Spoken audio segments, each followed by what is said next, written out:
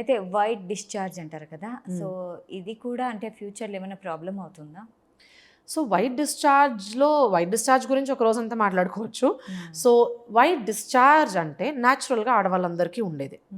వెజైనాలో secretions, ఇప్పుడు నోట్లో ఎంగిల్ ఎలా ఉంటుందో వెజైనాలో అలా సెక్రీషన్స్ వస్తాయి అందరికీ. సో న్యాచురల్ డిశ్చార్జ్ అందరికీ ఉంటుంది.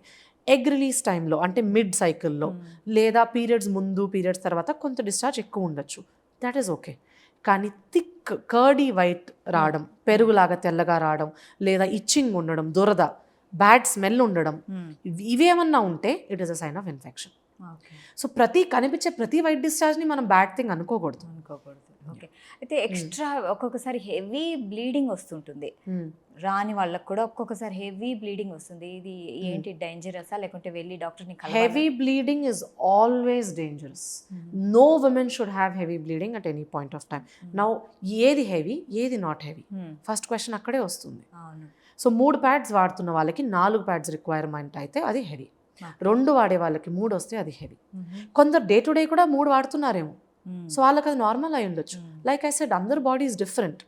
సో అగైన్ ప్యాడ్ రిక్వైర్మెంట్ పెరిగినా లేదా క్లాట్స్ పడుతున్నా కూడా దాన్ని మనం హెవీ పీరియడ్స్ అంటాం. ఇలా పడింది అంటే, ఇలా పెరిగింది ఫ్లో అంటే డెఫినెట్గా ఏదో గైనకలాజికల్ కండిషన్ ఉన్నట్టు. ఓకే. సో ఎవాల్యుయేషన్ చేయించుకోవాలి. సో ఎలాంటి అంటే టెస్ట్లు ఉంటాయి ఇవన్నీ చూడడానికి? మోస్ట్ కామన్గా స్కాన్స్ ఉంటాయి, హార్మోనల్ ప్రొఫైల్స్ ఉంటాయి. మోస్ట్ ఆఫెన్ ఇవి రెండే ఉంటాయి. Very rarely that beyond this కూడా ఏమన్నా కారణాలు ఉండొచ్చు. అప్పుడు ఎవాల్యుయేషన్ని బట్టి వీ గో హెడ్.